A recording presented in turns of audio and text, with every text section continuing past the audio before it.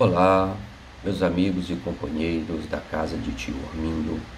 Hoje, 23 de dezembro, vamos fazer algumas reflexões sobre a nossa atitude nessa sublime escolha de caminhar ao lado de Jesus. Estamos às vésperas da comemoração aqui na terra do natalício de Jesus, do seu nascimento em nossas vidas, e vamos aproveitar esses ares para que possamos mergulhar dentro de nós mesmos e buscarmos o Cristo interno, para que Ele continue sendo o roteiro das nossas vidas.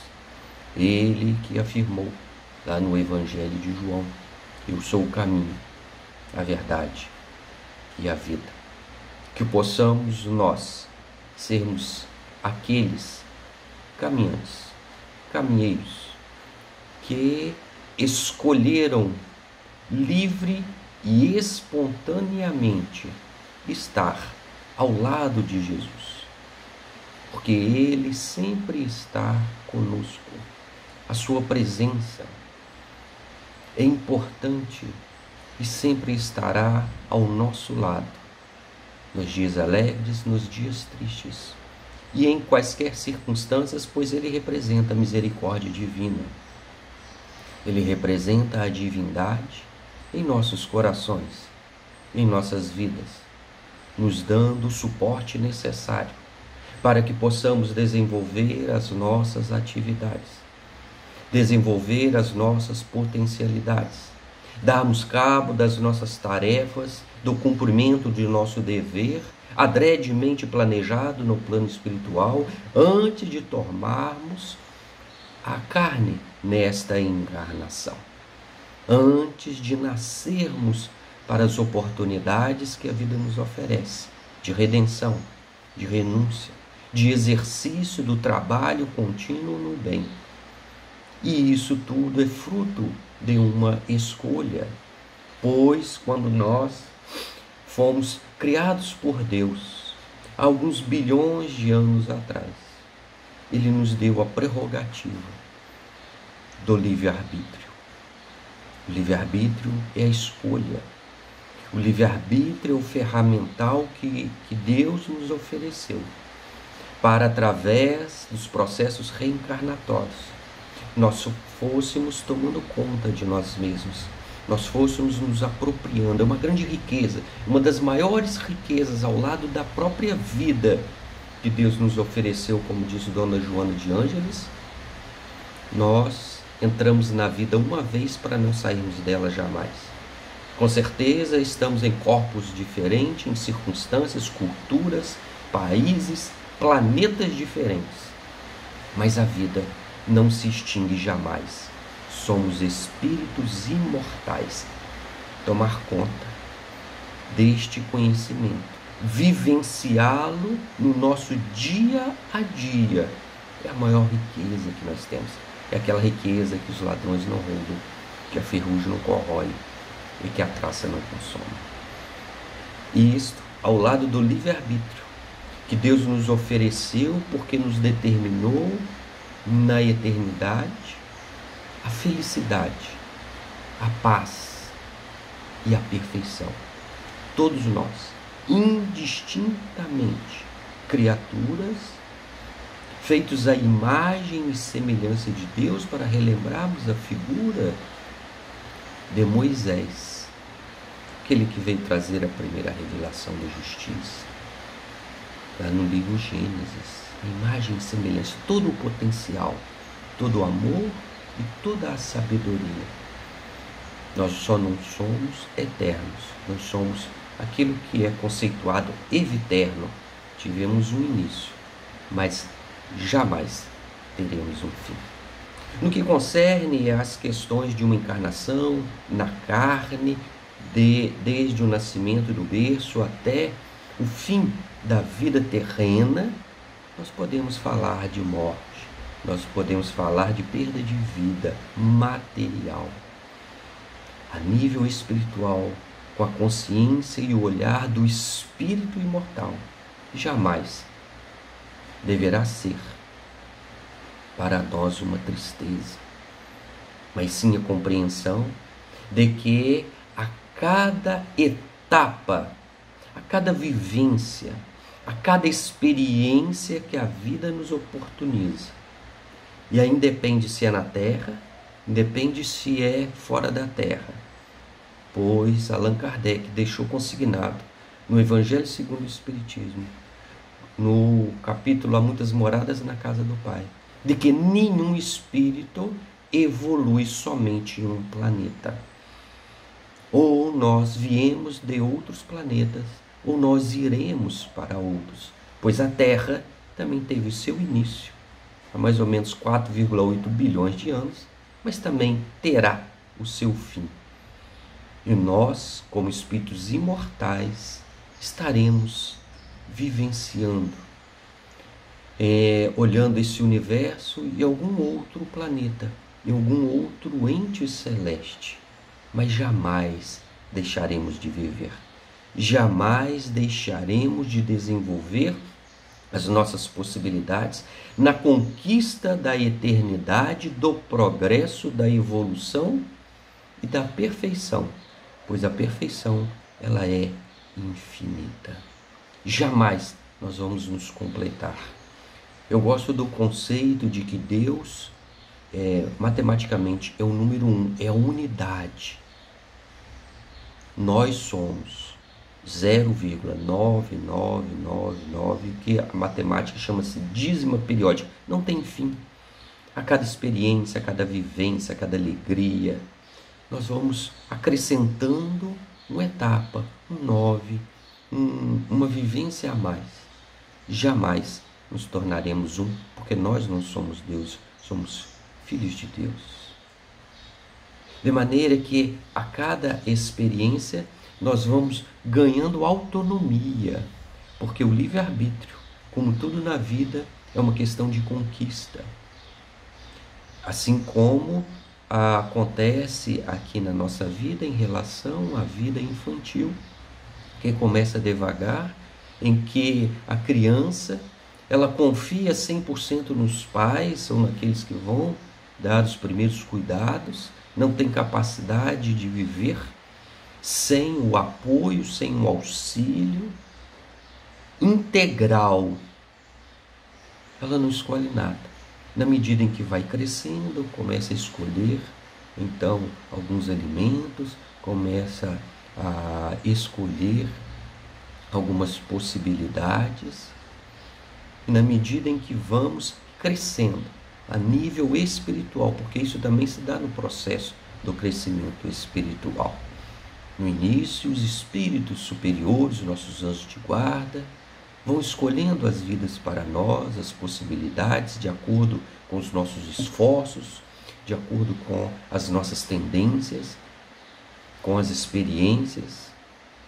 E na medida em que vamos ganhando cabedal, que vamos ganhando experiência, nós passamos a escolher, porque nós somos responsáveis pelos nossos próprios atos. E o Espiritismo, que é o Consolador prometido por Jesus, veio trazer esta realidade. Nós somos responsáveis pelos nossos atos. Todos nós. Ninguém, nem Deus, nem nossos pais, nem nosso anjo de guarda, nenhum familiar.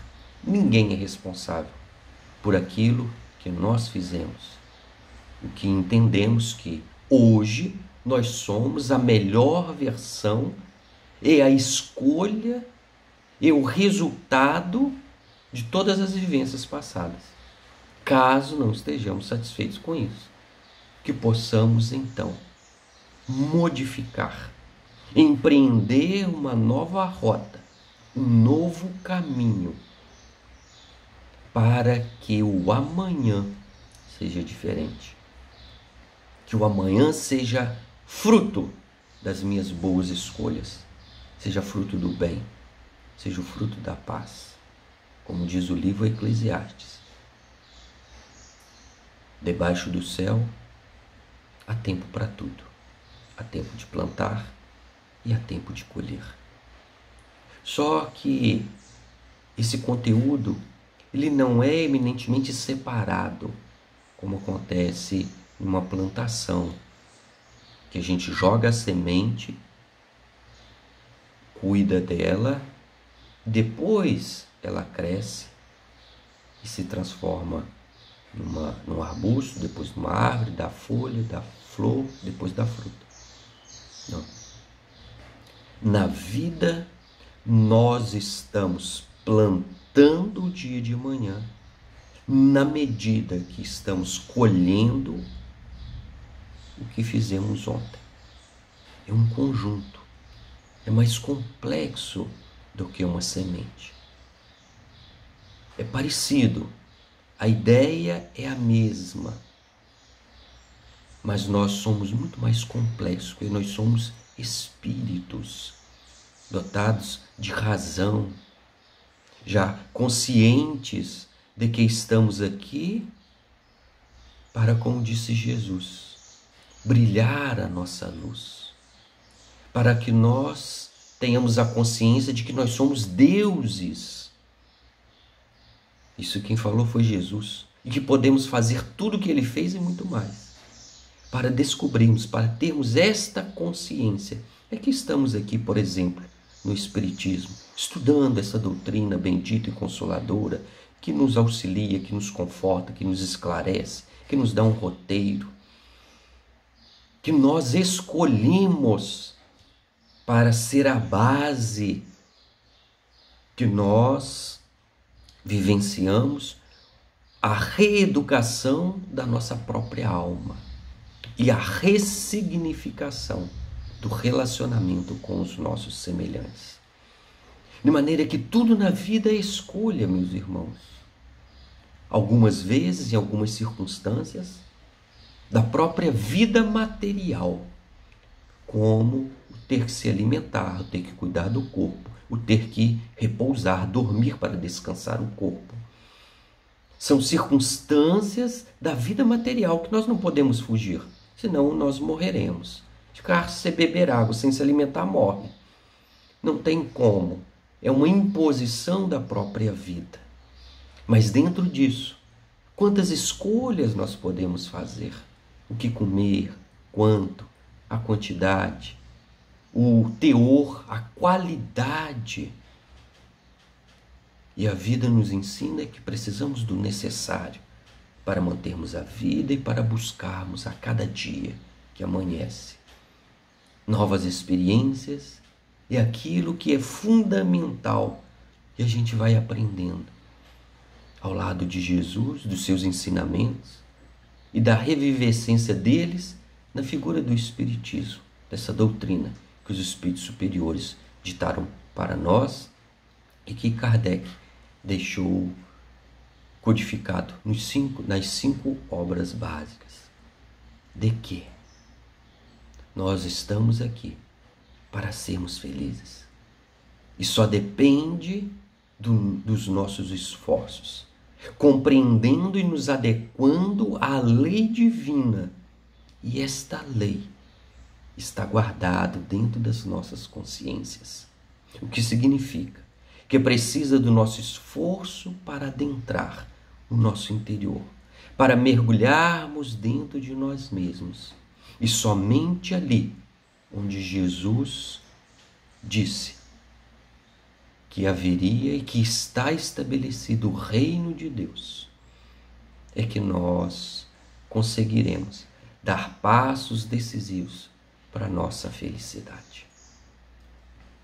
E como eu disse, às vésperas do seu natalício, o importante é refletirmos como está o nosso relacionamento com Jesus, ou identificarmos esta sublime escolha que é individual, que é intransferível e que todos nós haveremos de passar.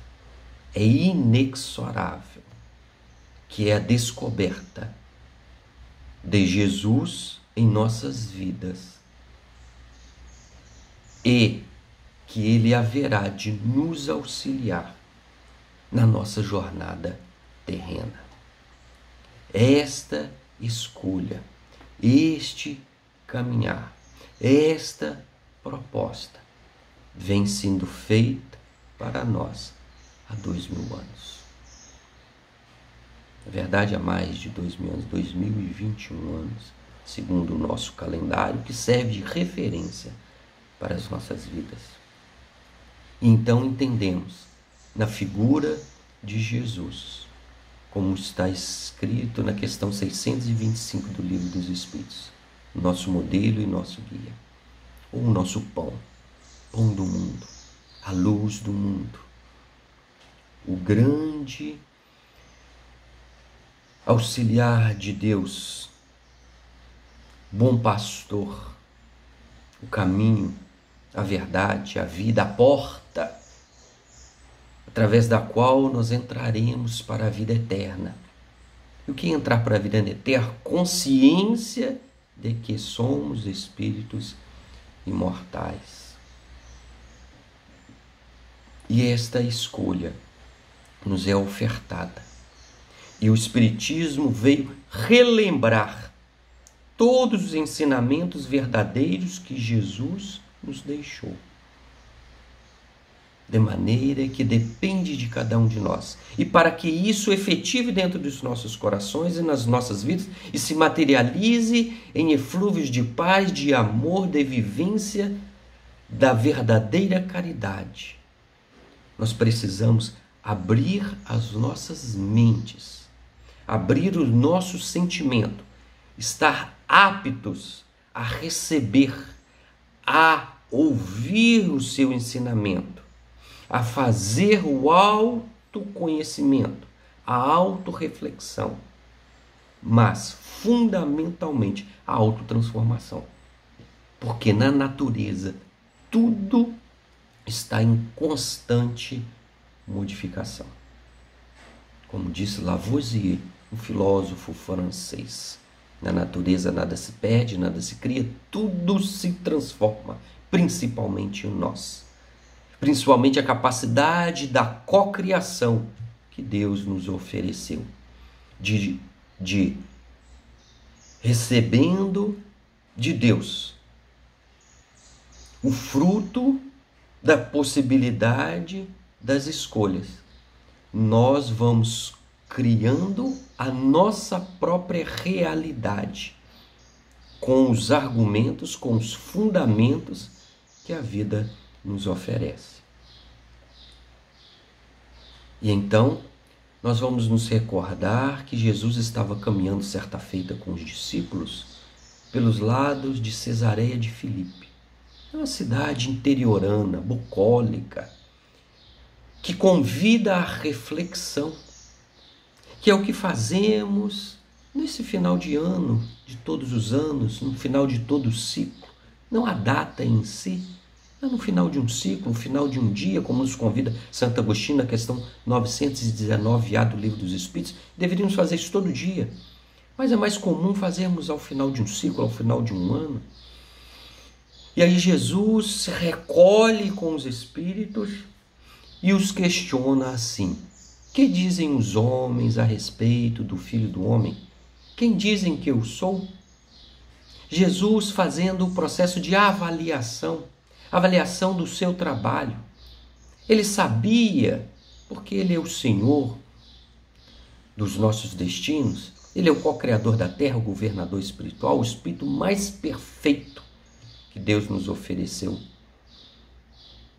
Mas, como diz em João 13,13, vós me chamais mestre e Senhor, e dizeis bem, porque eu sou.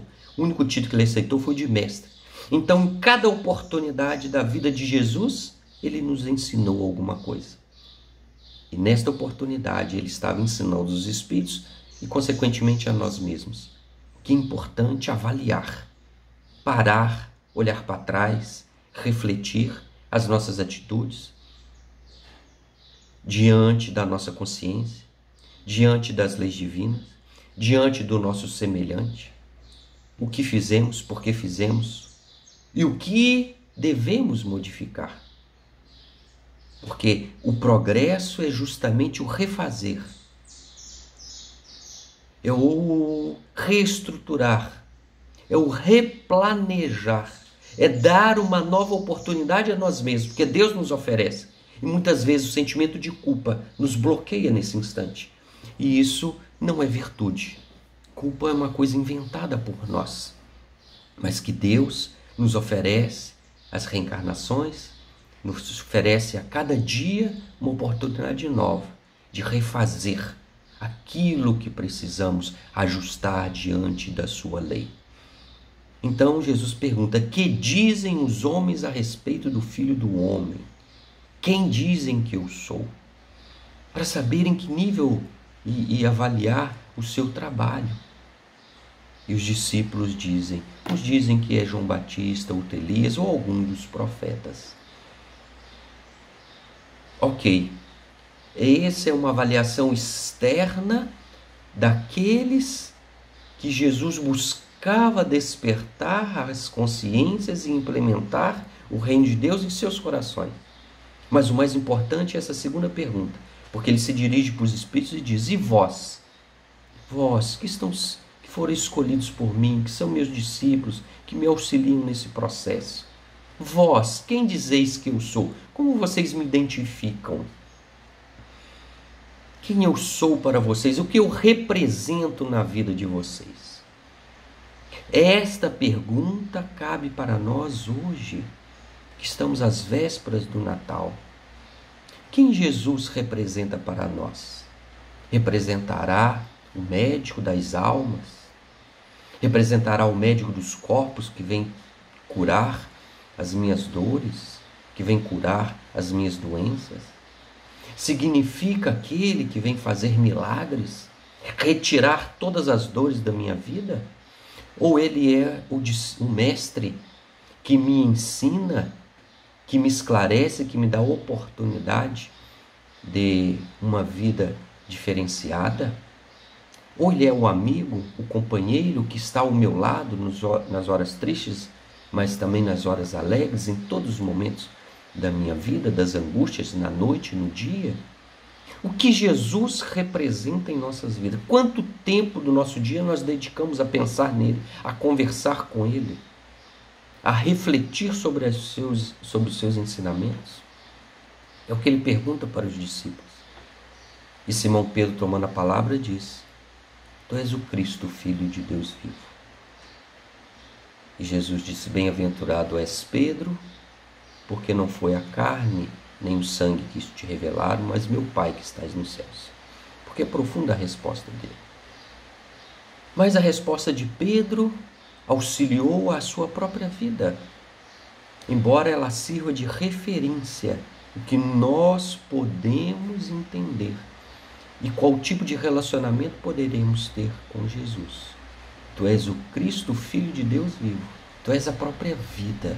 Tu és a oportunidade de ter olhos, de enxergar a vida diante da sua beleza, das suas oportunidades, de tudo aquilo que ele resumiu na palavra: vim para que tenhais vida e vida em abundância, para sermos alegres, para aproveitarmos e agradecermos a cada momento que respiramos, de oxigênio que nós inspiramos, de todas as reações fisiológicas do nosso corpo, de todos aqueles que convivem conosco, de tudo o que a vida nos oferece.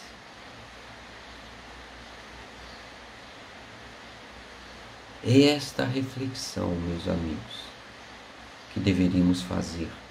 E para auxiliar nela, dado que nós falamos sobre o caminhar com Jesus, vamos nos recordar de dois irmãos, conhecidos no Evangelho como os irmãos da estrada de Emaús, que identificaram Jesus, que compreenderam quem era Jesus, que sabiam que ele era o profeta, aguardado e cantado por Isaías lá no Velho Testamento, de que viria para transformar o mundo e que iria colocar no poder a raça hebreia, como a escolhida por Deus, porque na época eles estavam subjugados ao Império Romano. E Jesus, como o profeta, e esses dois irmãos acreditavam piamente nisso, e não estavam errados neste contexto, a não ser de que Jesus não é privilégio de uma raça, mas de toda a humanidade, porque o que vige no universo é a lei da fraternidade universal. Então nem judeus, nem católicos, nem espíritas, nem ateus, nem ninguém, nem a terra, todos nós somos irmãos, todos nós somos iguais, todos nós teremos o mesmo destino, de maneira que, vez em quando, estamos em corpos e em circunstâncias diferentes para apreendermos e desenvolvermos possibilidades diferenciadas, mas somos todos irmãos, somos todos iguais, vamos para o mesmo lugar. Vamos para o mesmo lugar. Não há motivo de desespero. Esta é a grande ciência da reencarnação. Vamos aproveitar tudo aquilo que a vida nos oferece hoje, não querendo ser que a experiência do meu outro irmão, porque eu já fui no passado ou serei no futuro. Isso é o que os Espíritos nos ensinam e que tem sido a referência das nossas vidas. E nesta crença de que Jesus seria o profeta decantado pelos profetas anteriores, eles foram a Jerusalém buscar Jesus, buscar aquele que iria modificar a vida deles. Nós também vamos, não a Jerusalém, ou entendemos a Jerusalém nos nossos próprios corações. Onde nós vamos buscar Jesus? No centro espírita? Ótimo. Mas Jesus só está no centro espírita? Jesus está fechado em algumas paredes, em alguns lugares específicos? Segundo as suas próprias palavras, todas as vezes que fizeres algo de bom a um desses pequeninos, é a mim que o fazeis. Então, já dá uma abrangência de compreensão. Dentro do nosso lar, Jesus está. Se eu auxilio aquele que é meu irmão, que está comigo todos os dias, eu estou auxiliando o próprio Jesus, porque ele representa a união divina, né, da fraternidade universal. Em outra oportunidade, uma parábola diz: todas as vezes que eu estive nu e me vestiste, tive sede e me deste beber, tive fome e me deste comer, e estive preso e foste me visitar, é a mim que o fazeis. É a Deus que o fazeis, é a caridade, é a própria vida, não a individualidade em si, mas o auxílio de que, como está no livro dos Espíritos, tudo se encadeia do átomo ao arcanjo, tudo está em configuração, tudo é uma rede energética e a nossa felicidade depende da felicidade do outro. Como diz Rabindranath Tagore, que foi um poeta indiano, como poderei ser feliz ao lado dos caminheiros que perderam as vias da felicidade? Ninguém é feliz sozinho. Não existe autorrealização com tristeza, com choro, com ranger de dentes ao nosso lado. Enquanto a sociedade estiver passando por dificuldades, nós também estaremos. Por isso que Jesus disse que levaria a todos, não disse o tempo, não disse a hora, não disse em que circunstância, mas levaria todos ao aprisco do Pai. Ele conta conosco como colaboradores e cooperadores na sua seara. A responsabilidade não é nossa, é dele, mas nós podemos auxiliar. E assim nós vamos desenvolvendo. Esta é a compreensão e é este o Jesus que nós temos que buscar. Não somente aquele que vai me oferecer conforto e cura e milagre nas nossas vidas. Essa é a atitude da criança, é uma atitude ainda infantil. É aquele que não assumiu a vida em suas mãos, da responsabilidade do livre-arbítrio, de falar: Senhor, eis-me aqui, o que queres que eu faça? Como disse Saulo, ou como disse Maria: eis a serva do Senhor, cumpra-se em mim a tua vontade. O que queres que eu faça? Sem escolher o que fazer, mas estar abertos a cada dia para novas experiências, para ser aquele que renuncia, para ser aquele que auxilia, para ser aquele que cede, para ser aquele que doa, para ser aquele que usa de bom senso, que busca o equilíbrio, que busca a paz, porque ninguém muda ninguém senão a nós mesmos. Então eles foram buscar os dois irmãos Jesus em Jerusalém. E nós, onde estamos buscando Jesus? Uma resposta que devemos dar a cada um de per si. Só que ao chegar lá, não encontraram Jesus e ficaram tristes, como consta aqui o Evangelho de Lucas, no seu capítulo 24, a partir do versículo 13, para quem quiser buscar a referência. Eles estavam tristes, porque não alcançaram as suas expectativas. E essa pergunta fica para nós. Quando nós oramos, quando nós buscamos os Espíritos, Jesus, Dr. Bezerra, os nossos anjos de guarda, quando nós fazemos as nossas solicitações pelas nossas preces, e nós não somos atendidos, pelo menos da maneira como nós desejaríamos, o que fazemos? Quais as nossas reações? As internas. Será que a gente diz, por que eu não fui atendido? Qual seria a razão? Meu irmão fez a oração, fez um pedido e foi agraciado. Por que eu não? Qual a razão dessa circunstância? Deus não gosta mais de mim? Os espíritos esqueceram de mim? Por que não sou merecedor? Por que o outro é e eu não sou? Será que pedi algo que não vai ser bom para mim? Enfim, essas perguntas precisam ser colocadas, trazidas à nossa consciência e resolvidas e respondidas por nós. Ou devemos exercitar a confiança e a fé e depositar em Jesus, em depositar na espiritualidade superior as nossas próprias vidas. De que tudo tem a hora certa.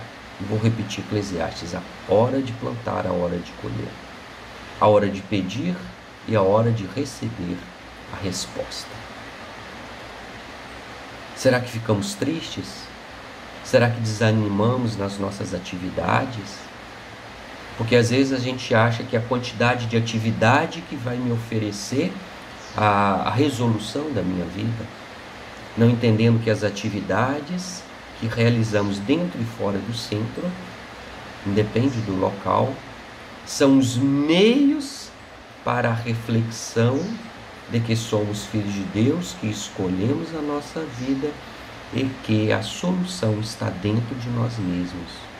E que a vida nos propicia em cada dor, em cada tribulação, em cada dificuldade no relacionamento com o meu semelhante, a oportunidade de desenvolver as virtudes da paciência, da benevolência, da indulgência, da misericórdia e da fraternidade. Por exemplo, tantas outras. A cada dia uma experiência nova, um aprendizado novo. E como eles não encontraram a Jesus, eles retornaram pela estrada e conversavam entre si, e estavam tristes. Mas em qualquer circunstância da nossa vida, meus irmãos, a misericórdia estará conosco. E é isso que aconteceu quando uma terceira pessoa se aproximou deles no caminho e, buscando um diálogo, perguntou: mas de onde vocês estão vindo? Por que vocês estão tristes? E eles contaram essa reflexão que nós fizemos aqui. Fomos a Jerusalém. Será que você é o único que não sabe que foi crucificado Jesus, que era o prometido, ele que veio trazer a revolução divina, e que o seu corpo sumiu na sua tumba, e que ele depois apareceu para Madalena, e que os discípulos foram até lá e realmente o seu corpo já não estava mais. E continuaram tristes, lamentando, relembrando remoendo as suas frustrações, o que não resolve para nós, sem perspectivas novas, até que chegaram a uma encruzilhada, que é a porta da casa desses dois irmãos. E nesse instante já estava iniciando a noite, no final da tarde.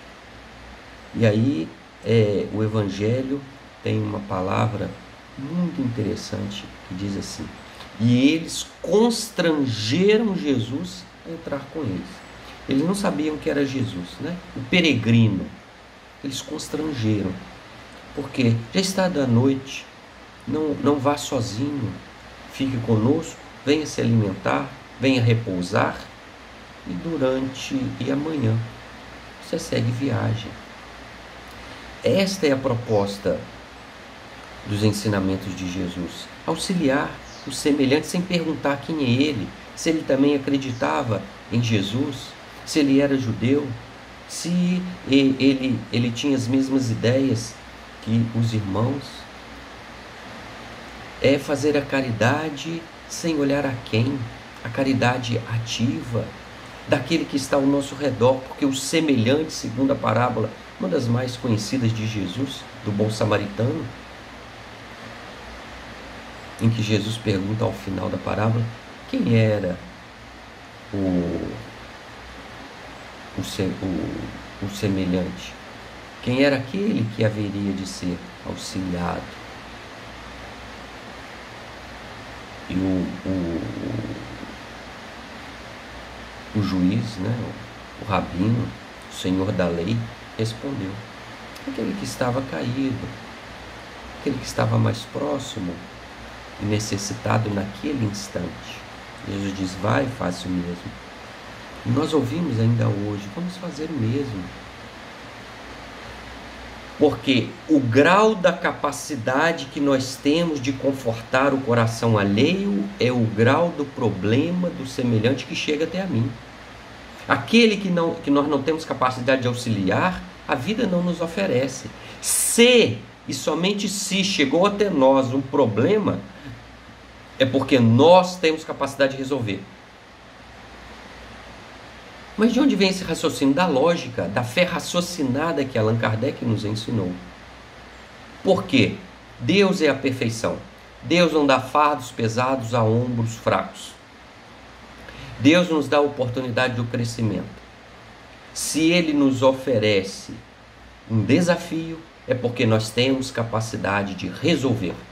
E resolver não é solucionar 100% a vida do semelhante, mas é auxiliar, é estar ao lado, é dar o nosso contributo. Em algumas circunstâncias, é apenas segurar na mão do nosso semelhante e dizer: eu não posso resolver a sua vida, mas você não está só, conte comigo, eu estarei aqui, eu vou te auxiliar.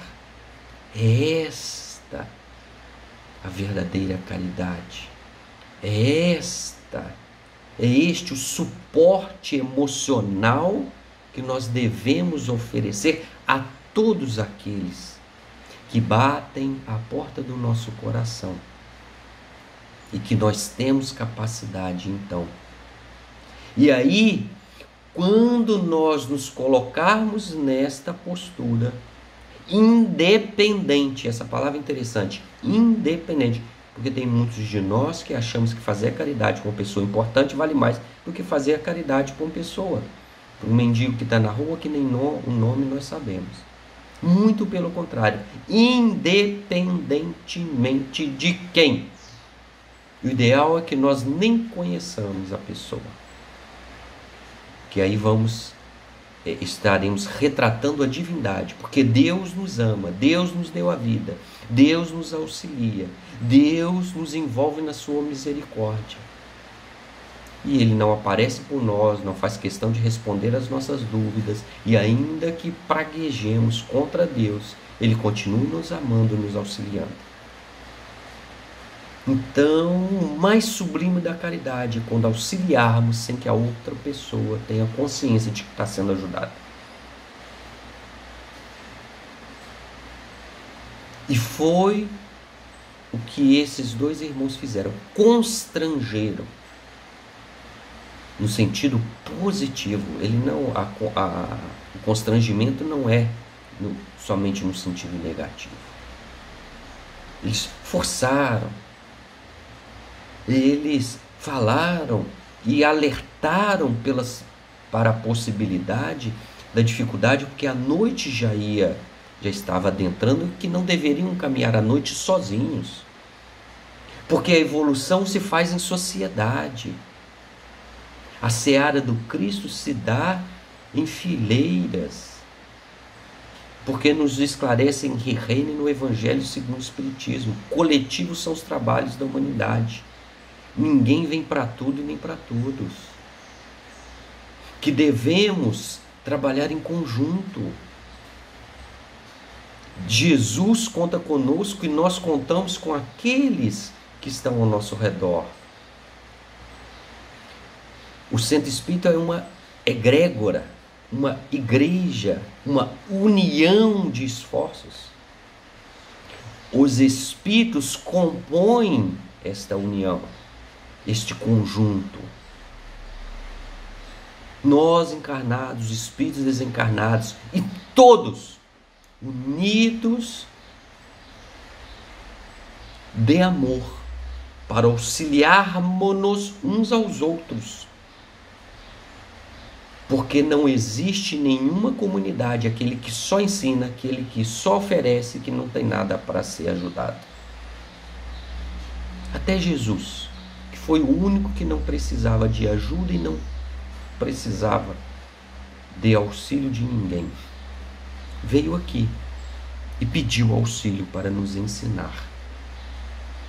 Pediu de 12 discípulos, de que nenhum trabalho ele é isolado. O trabalho ele é comunitário. Os esforços são conjunto. E os resultados, meus irmãos, não nos pertencem. E isso quem nos ensinou foi Paulo de Tarso. Ele diz assim: Paulo planta, Apolo rega, mas quem dá o crescimento é Deus. Nós damos o nosso contributo, o semelhante dá o seu contributo. A gente faz o que tem que ser feito e vamos embora. Porque o resultado, aquela semente que plantamos no coração do semelhante, que nós regamos, que nós auxiliamos, a vida, o brotar, vai depender dele e do auxílio divino, e não dos nossos esforços. Nós estamos aqui para sermos cooperadores, colaboradores, laborar, trabalhar junto a Jesus, na medida em que pegamos a charrua e não olhamos para trás, que não escolhemos que tipo de tarefa nós devemos fazer, e de que a vida seleciona para nós, como já foi dito, aquela que nós temos capacidade de auxiliar aos nossos semelhantes. E aí, ao constranger, ao oferecer, mas podemos falar assim, tem gente que não quer. E aí temos na leitura também do Evangelho segundo o Espiritismo, chamado O Amor, de Sansão. Diz assim: ninguém tem coração fechado para o amor. Ninguém resiste, pois a presença do amor verdadeiro, ao seu malgrado, ele cede. Ninguém resiste ao amor. Se houver resistência, pode ser que nós ainda não tenhamos a pureza necessária de um amor, sem nenhuma expectativa, sem querer nenhum resultado para a nossa personalidade. Quando nós nos abstrairmos efetivamente e oferecermos como médiuns, como meios para auxiliar o semelhante, tendo consciência de que nós podemos muito pouco ou quase nada, como nos ensina Lucas em 17:10, somos servos inúteis, porque fizemos somente o que deveria ter sido feito, de que nós não fazemos nada além. Quem dá o além é a espiritualidade, como nos ensinou Jesus. Faça a tua parte e o céu te ajudará. Quando nós tivermos plena consciência de que muito pouco ou quase nada podemos fazer, mas é fundamental esse pouco, porque de pouco em pouco, de grão em grão, de união em união é que se faz as montanhas e que se fazem os trabalhos. Como diz Santo Agostinho, vós sois grãos de areia, mas sem grãos de areia não haveria montanhas. Essa consciência da nossa importância e da nossa pequenez. Somos importantes porque somos criados por Deus, filhos de Deus, somos o princípio inteligente, mas somos insignificantes porque não somos mais do que ninguém. Nós somos apenas um potencial a ser realizado, como todos aqueles que estão conosco na caminhada e neste universo sem fim. Nisso não há privilégio, nisso não há soberba. Temos que ter a consciência da importância das nossas tarefas e do nosso trabalho. E aí eles constrangeram, e o peregrino aceitou. E eles então sentaram à mesa e ofereceram um pedaço de pão. Uma outra figura significativa. Eles ofereceram o que tinham. O que tinham era pão. Nós, em qualquer oportunidade de trabalho, oferecemos o que temos. Não precisamos buscar qualidades para um dia nos disponibilizarmos ao trabalho do bem. Deus conta com o que nós já temos hoje para oferecer, e na medida que oferecemos, desenvolvemos ainda mais as nossas capacidades. É o adágio popular, é a experiência simples de quando nós temos uma mão suja, vamos buscar a fonte fecunda de uma água limpa, e uma mão lava a outra. Uma mão lava a outra. E na medida do trabalho, as duas vão se purificando com a água bendita. E a água não nos pertence, é criação divina. Nós não temos capacidade de criar, por exemplo, a água.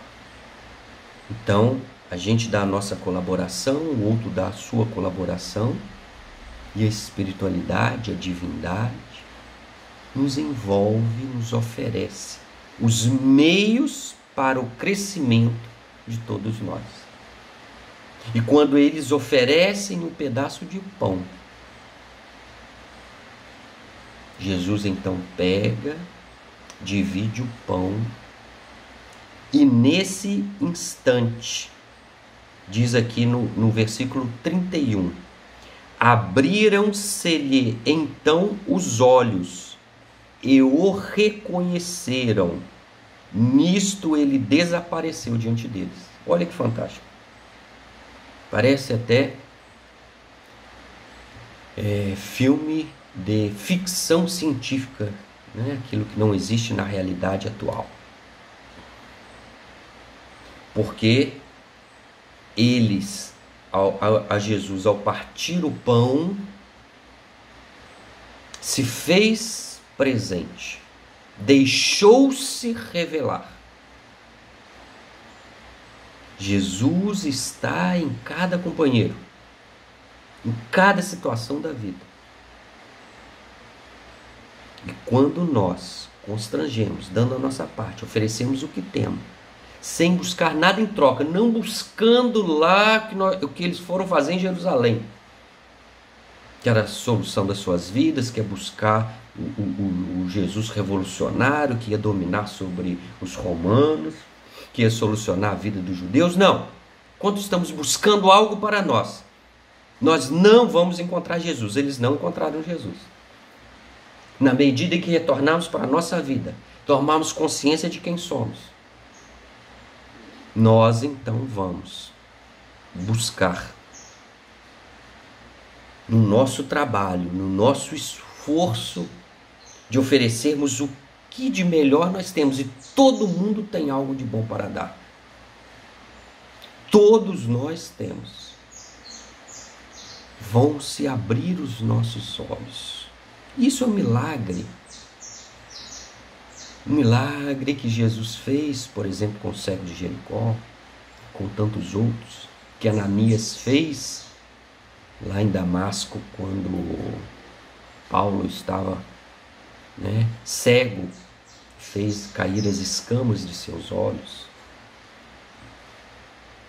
Nós vamos dar nascimento ao Cristo, não a Jesus. Jesus já nasceu, já desencarnou, já passou, acabou.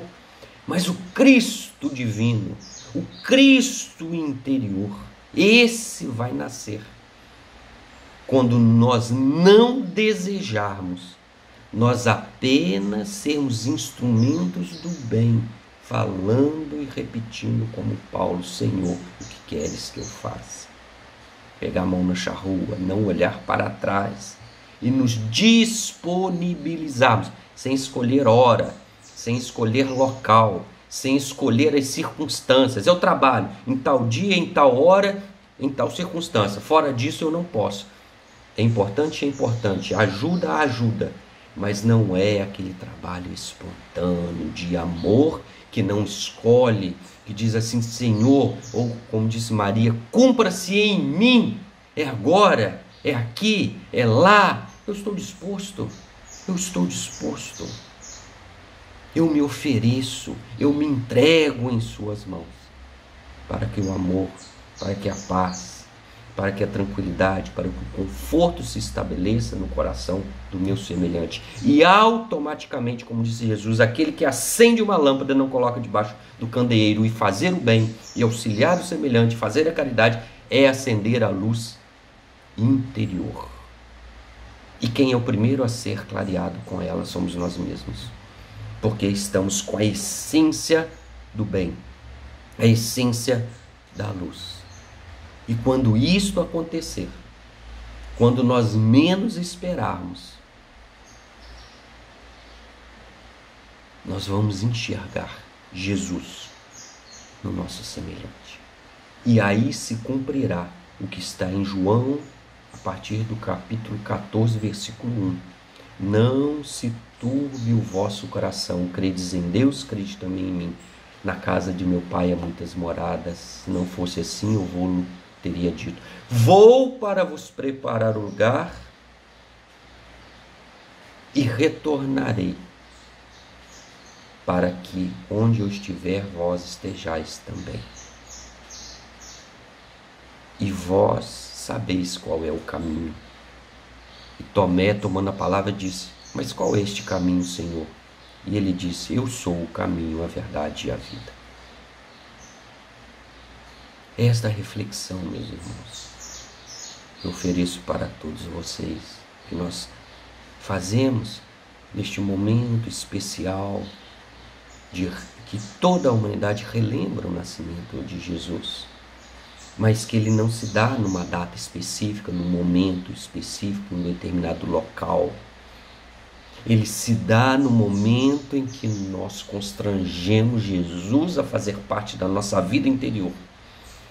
Quando nós oferecemos tudo o que temos, quando nós não exigimos nada para trabalhar na sua seara.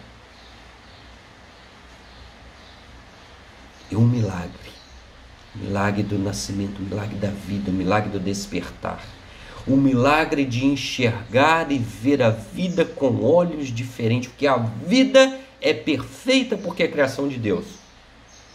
Se não o é porque nós não a enxergamos assim. Por isso que nesse instante Jesus vai aparecer. E assim como a felicidade, quando nós identificarmos Jesus e quisermos estar próximos e segurarmos e dar um abraço a Jesus, ele vai desaparecer. Não é interessante isso, meus irmãos? Ele vai desaparecer. Porque a nossa intenção é sempre retê-lo, é segurá-lo. Agora você é meu, você está comigo. E ele está não na retenção, mas quando nós abrirmos definitivamente os nossos corações, quando nós não desejarmos, quando nós vivenciarmos na fé. E aí sim, numa outra circunstância, ele aparece de novo e desaparece. E o aparecer e o desaparecer é a perspectiva de senti-lo no momento mais sublime das nossas vidas, da entrega total, como fez Francisco de Assis. Entregar-se, confiar plenamente na vida, que eu ainda não consigo hoje, mas vou conseguir. Estamos a caminho. Nós já estamos aqui ouvindo os ensinamentos de Jesus. Nós já escolhemos os ensinamentos da doutrina espírita. Nós já nos esforçamos, dedicamos tempo para a nossa própria melhora. E o aprimoramento é constante e infinito. Que neste Natal que se aproxima, possamos nós nos aproximarmos de Jesus, do Cristo, e Ele está ao nosso lado, só que nós ainda não identificamos. Vamos abrir a perspectiva da caridade, como Ele nos ensinou, 886 de O Livro dos Espíritos. Benevolência, indulgência e perdão das ofensas. Vamos constranger para que Ele encontre morada em nossos corações. E Ele vai repartir o pão. E nossas vistas vão se abrir. E na identificação do bem supremo, nós vamos ter um lapso de felicidade e entender o verdadeiro reino de Deus. E vamos ter colocado um tijolinho a mais nesse reino que vamos construindo dentro dos nossos corações. Como Ele nos acompanhou este ano, a nos acompanhar o ano que vem e eternamente. Que Jesus não voltará, porque Ele não foi, Ele está conosco. O que cabe a nós é nos identificarmos com Ele. E nos identificar é apenas amar o nosso próximo na medida que amamos a nós mesmos. Que Jesus nos abençoe, nos esclareça, nos auxilie, derrame a sua luz para todos os nossos companheiros que perderam as vias da felicidade, que estão sofrendo, que perderam a alegria, o otimismo da vida, a esperança, que Ele haverá de tocar cada coração e nós nos disponibilizarmos cada vez mais